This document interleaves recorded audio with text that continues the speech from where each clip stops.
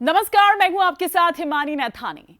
आज बात करेंगे इंडियन एयरफोर्स की ओर से जो 22 साल पहले सपना देखा गया था, आज वो पूरा हो गया। इतने वर्षों की मेहनत के बाद इंडियन एयरफोर्स में आज LCH यानी कि जो लाइट कॉम्बैट हेलीकॉप्टर है वो शामिल हो गया है। दरअसल एक पूरा कार्यक्रम जो है वो आयोजित किया गया था जोधपुर में। इस कार्यक्रम में रक्षा मंत्री राजनाथ सिंह भी वहीं जोधपुर में ही मौजूद रहे। रक्षा मंत्री की उपस्थिति में जोधपुर एयरबेस पर यह हेलीकॉप्टर शामिल किया गया। उससे पहले लेकिन विधि विधान सहित पूजा अर्चना जो है वो दरअसल की गई। करीब 3,885 करोड़ की लागत से बना ये 15 LCH है यानी कि लाइट कॉम्बैट हेलीकॉप्टर हैं, वो फौज में शामिल किए जाएंगे। 3 LCH बेंगलुरु से जोधपुर पहुंच चुके हैं और जो बाकी 7 हेलीकॉप्टर्स हैं वो भी अगले कुछ दिनों में यहां पर पहुंच जाएंगे। स्क्वाड्रन के लिए दरअसल एयरफोर्स के 15 पायलट्स को बाकायदा जो ट्रेनिंग है खास वो दी गई है, लेकिन इंडियन एयरफोर्स के लिए ये सब कुछ इतना आसान भी नहीं था। इन 22 सालों में, जी हां 22 साल लग गए और इन 22 साल में 10 से ज्यादा बार बाकायदा ट्रायल्स हुए हैं। सियाचिन से लेकर रेगिस्तानी इलाके तक के माहौल में इससे जांचा परखा गया है और अब इसकी पहली स्क्वाड्रन राजस्थान को मिलने जा रही है। पहले तो हम ये जानते हैं और आपको बताते हैं कि आखिर इसकी जरूरत क्यों पड़ी। दरअसल इसकी कमी करगिल में महसूस हुई थी। 1999 में करगिल युद्ध के दौरान सेना को अधिक ऊंचाई वाले स्थान पर हमला करने के लिए जो हेलीकॉप्टर्स है उनकी कमी बहुत महसूस हुई थी और अगर उस दौर में ऐसे हेलीकॉप्टर्स होते तो सेना पहाड़ों की चोटी पर बैठी पाकिस्तानी सेना के बंकर्स को उड़ा सकती थी।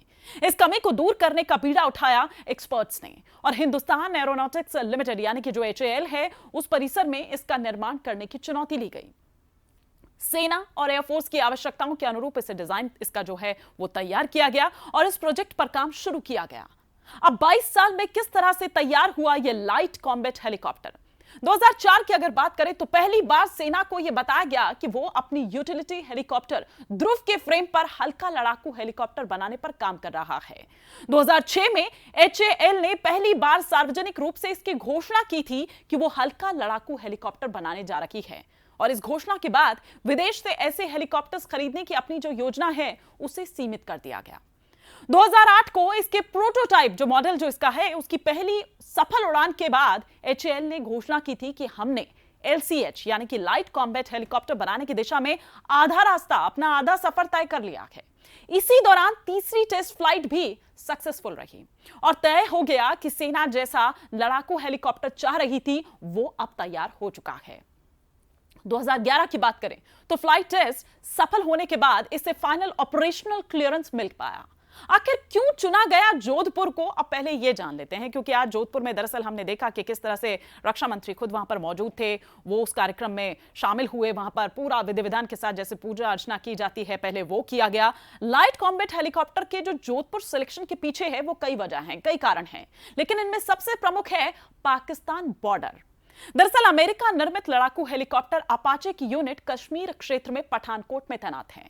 वहीं इस साल जून में सेना को मिले हल्के लड़ाकू हेलीकॉप्टर की यूनिट को अगले साल की शुरुआत में बेंगलुरु से चीनी बॉर्डर के पास तैनात कर दिया जाएगा।